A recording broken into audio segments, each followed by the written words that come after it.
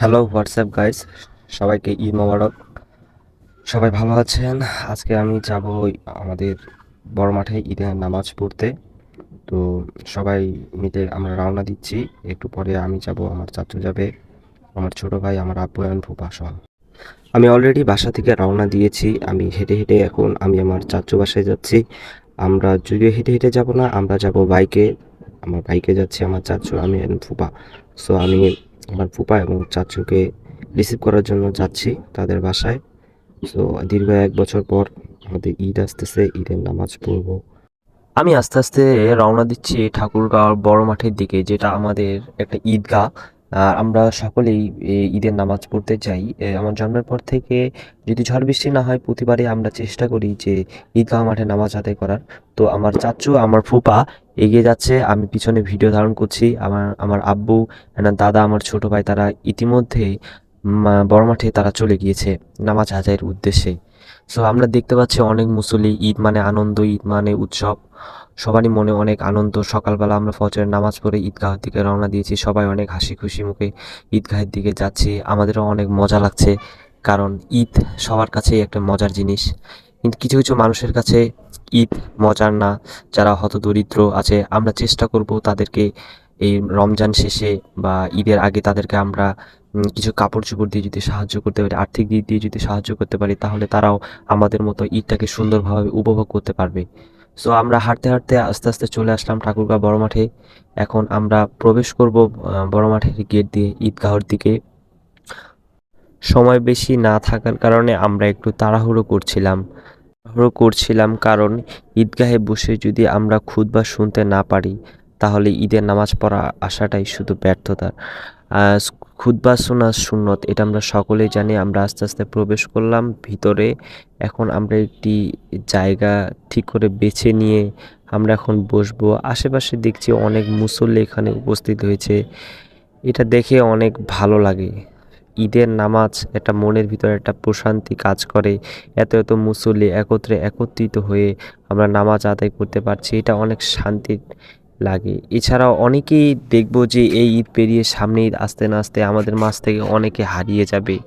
হয়তো আমিও থাকতে না পারি, আমার ফ্যামিলি অনেকেও থাকবে না। সো আমরা এই নামাজটা ফ্যামিলির সাথে কাটাতে পেরে নিজেকে অনেক ভালো লাগছে। এর আগে আমার ছোট দাদাও আমাদের সাথে ঈদ করেছিল, কিন্তু এই ঈদে তিনি আর নেই। আমার আব্বুর বন্ধুও ছিল, তিনি এই ঈদে নেই। আমরা কতজনকে যে হারিয়েছি, এর সামনের ঈদে যে আমরা কতজনকে হারাবো তার কোনো ঠিক নেই।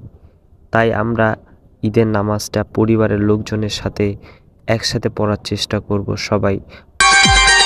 কোমল রমজানের ওই রোজার শেষে এলো খুশির ঈদ। তুই আপনাকে আজ বিলিয়ে বেশো আসমানি তাকির। কোমল রমজানের ওই বন্ধু বান্ধবের সাথে তো অনেক সময় আমরা ঈদ করতে পারবো, যখন আমরা ফ্যামিলির মেম্বারের সাথে সবাই একত্রিত হয়ে নামাজ আদায় করতে পারবো না, সেটা অনেক কষ্ট লাগবে। ঈদগাহে চলতে চলতে আমার ফয়সাল বন্ধুর সাথে দেখা। ভাই, তুমি 1 মাস সিয়াম সাধনা পালন করার পর আজকে যে তুমি ঈদের নামাজ করলা, তোমার অনুভূতি কি? মুসলমানদের জন্য এটা একটা গুরুত্বপূর্ণ দিন।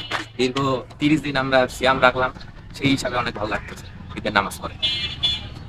তুমি কি আমার ভিডিও কি নিয়মিত দেখো? জি ভাই, অবশ্যই, আমি আপনার অনেক বড় ফ্যান ये फंस गया सीएम। ভাই। আমার ভিডিও কি ভালো লাগে? জি ভাই, অবশ্যই, আপনি বেশি বেশি আরো কন্টেন্ট বানান।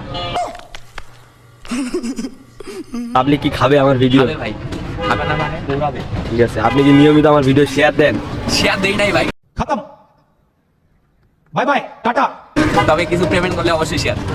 আচ্ছা, আমিও কিছু ক্যামেরাম্যান খুঁজতেছি। যদি আমি দেখি তাদের পারফরমেন্স ভালো, তো আমি ক্যামেরাম্যান হিসাবে তোমাকে আমি নিয়োগ দিতে পারি। ওকে ভাই, অবশ্যই ভাই।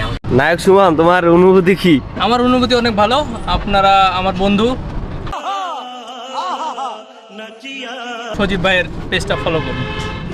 ঠিক আছে, ধন্যবাদ। ধন্যবাদ। নামাজ শেষ করে আমি বাড়ির দিকে রওনা হলাম। আমি এখন বাড়ির উদ্দেশ্যে যাচ্ছি। এটা হচ্ছে কালীবাড়ি হয়ে শাহপাড়া দিয়ে আমার বাসা হচ্ছে হ্যাডসেন মোড়ে।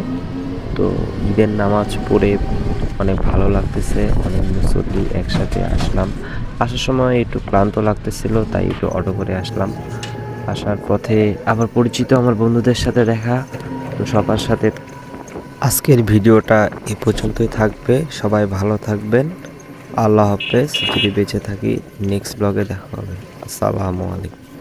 और अगर तुम लोग नए हो तो सब्सक्राइब करो, वो जो लाल वाला बटन है उस पर फूट फेंक के मारो या फिर मोमबत्ती, मुझे नहीं पता, बस क्लिक हो जाना चाहिए।